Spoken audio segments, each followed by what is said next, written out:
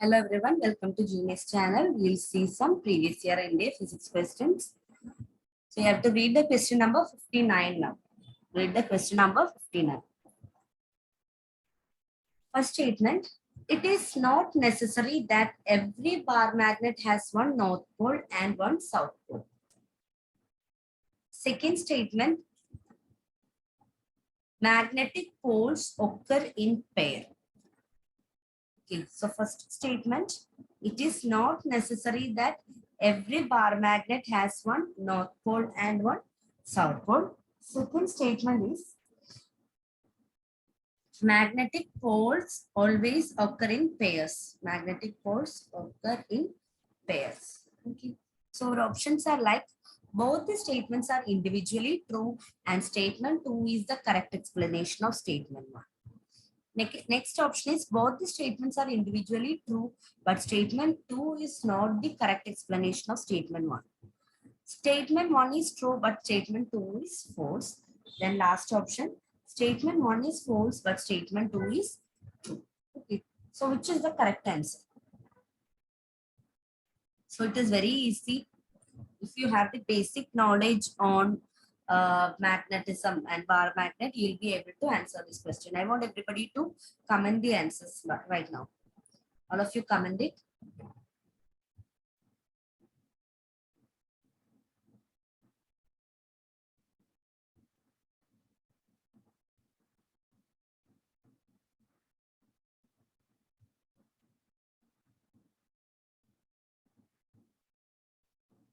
Yeah, now listen, let's see each statement one by one. It is not necessary that every bar magnet has one north pole and south pole. That statement is very wrong, isn't it? It is not necessary that every bar magnet has one north pole and south pole. That is wrong. It is necessary. It is not necessary. That is not correct. It is necessary. Every bar magnet will have a north pole and south pole. That means first statement is wrong. Every bar magnet has a north pole and south pole.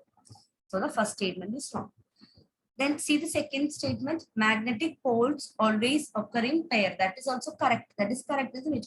Magnetic poles, how it will be there? It will be in pair. Magnetic poles will be in pair. If there is a north pole, surely there will be a south pole. If there is a south pole, there will be surely a north pole. So the first statement is wrong. Second statement is correct. So which is the option? First statement is wrong. Statement 1 is false. Statement 2 is true. Okay, that is option D. Statement 1 is false. Statement 2 is true. That is the correct answer. Option D. First statement is false. Second statement is correct. Now see the second question. Question number 60. Question number 60.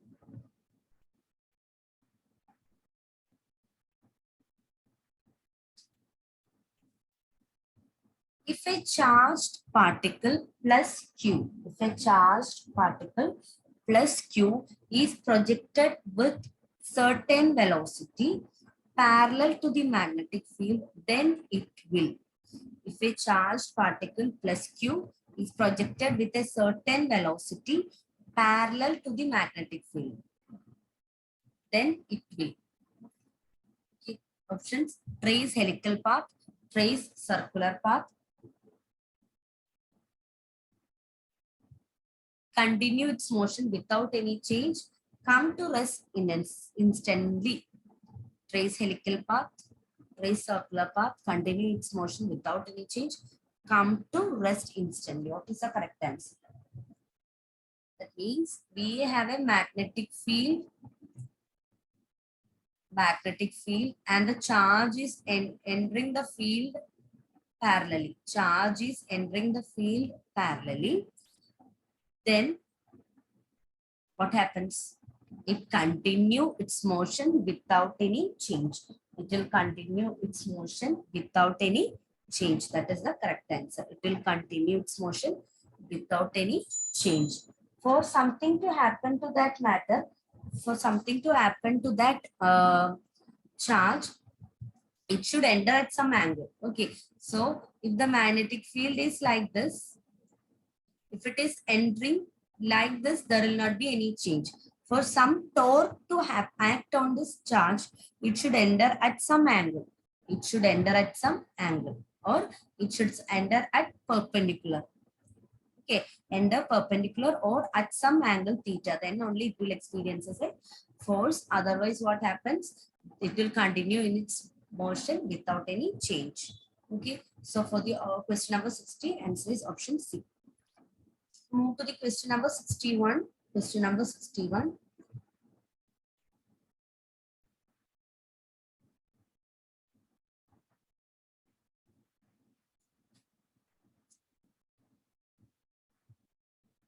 Question number 61. Two long wires, each carrying a DC current in the same direction, are placed close to each other. Which one of the following statements is correct? Two long wires carrying DC current in the same direction are placed close to each other. Which one of the following statements is correct? The wires will attract with each other. The wires will repel with each other. There will be no force between the wires. There will be a force between the wires only at the moment when the current is switched on or off. Okay, so read the option statements correctly.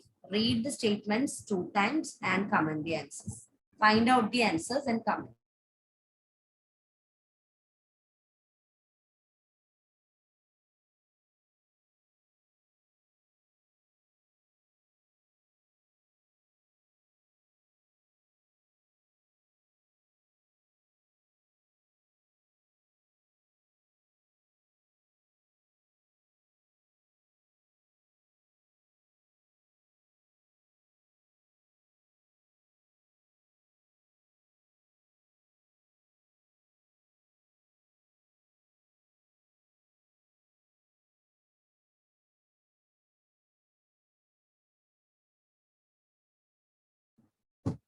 Okay, so what is the correct answer? Question number 61. Correct answer is option A. Option A. The wires will attract with each other. See, listen. There are two wires, isn't it? Two wires, each carrying a DC current in the same direction. Each carrying DC current in the same direction, and they are placed towards. They are placed close to each other. They are placed close to each other.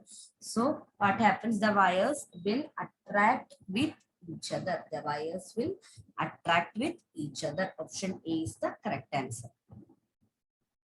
Moving to the question number 62. Magnetic meridian is an imaginary. Magnetic meridian is an imaginary line along north-south point, vertical plane, horizontal plane. Very direct question, very easy question. Magnetic meridian is an imaginary. All of you comment the answer.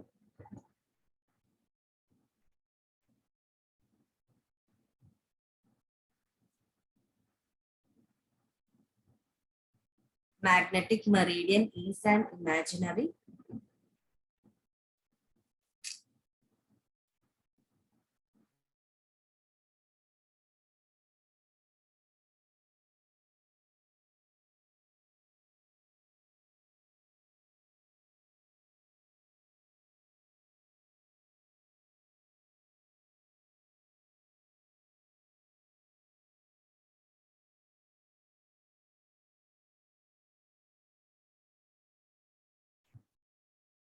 Okay, so what is the answer? It is a line along north-south direction. It is a line along north-south means north-south pole. They mean north and south pole. So listen here. Or if you listen, we have what geographical meridian, isn't it? We have geographical meridian. This is geographical meridian. And we have geographical meridian means between the geographical north and geographical south, if we are drawing a line, that becomes the geographical meridian, isn't it? Now we have a magnetic meridian between north pole and south pole of the magnet, Earth's magnets. We have studied Earth behaves as a bar magnet, isn't it? Earth as a bar magnet. So if Earth is a bar magnet, what is there? If Earth is a bar magnet, it will have a north pole and it will have a south pole. It will have a north pole and it will have a south pole. And the line joining the north and south is known as magnetic meridian. So answer is option E. Answer is option E. Now, along with this, I would like to explain Earth's magnetism. So we'll just see what is Earth's magnetism and some terms related to it. Okay. So you can write down the notes also. I'm going to explain Earth's magnetism. Earth's magnetism.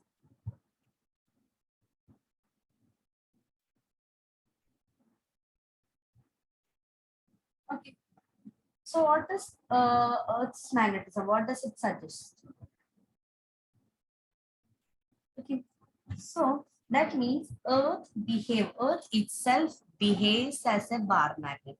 Earth itself behaves as a bar magnet. That means what? The bar magnet of Earth has what? It has a north pole and it has a south pole. Okay. Earth itself behaves as a bar magnet. That's why when we freely suspend a magnetic needle, it aligns in north-south direction. And the shape of Earth's magnet looks like a bar magnet. Suppose we are placing a large magnet inside the Earth, that is Earth's magnet. So Earth itself behaves as a bar magnet. It has a bar magnet inside it, or it behaves like it has a bar magnet inside it.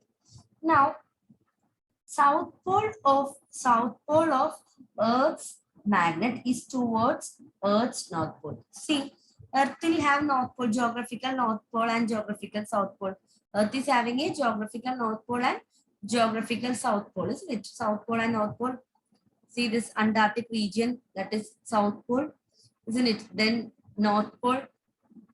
Okay, so this is geographical meridian, or what we call prime meridian, isn't it? Geographical meridian. Okay, now we have Earth as a bar magnet. So this bar magnet also have a line like this, or if you join the south and north of Earth's magnet, we'll get what? We'll get magnetic meridian. We'll get magnetic meridian. Understood? If we join the south and north pole of the Earth's magnet, we'll get what? We'll get magnetic meridian. Now listen, one thing you have to remember. The south pole of Earth's magnet is near the north pole of Earth. South pole of Earth's magnet is near the north pole of Earth. The north pole of Earth's magnet is near the south pole of Earth. South pole of Earth's magnet is near the north pole of Earth. North pole of Earth's magnet is near the south pole of Earth. Okay, south pole of this magnet is near the north pole is near the south pole. That also you have to note down. Now, we have generally three terms when we talk about Earth's magnet. That is, first one is angle of declination. First one is angle of declination. Second one is angle of inclination. Angle of inclination.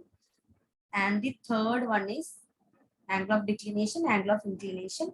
Third one is horizontal component. Horizontal component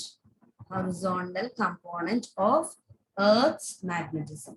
Horizontal component of Earth's magnetism. What are they? Angle of declination, angle of inclination, horizontal component of Earth's magnetism. Okay, and these terms are important. First one is angle of declination. Angle of declination. You need to know what is the angle of declination.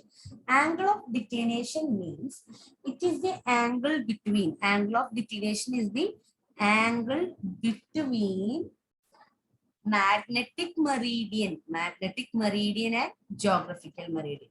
Angle of declination. Angle of declination. It is the angle between what? Angle between magnetic meridian and geographical meridian. That angle is known as angle of declination. Angle of declination. So that we do not using delta. Angle of declination we denote using delta. Now next is angle of inclination. Angle of inclination. What is that? Angle of inclination. It is the angle which the axis of needle makes with horizontal. That means if you are placing a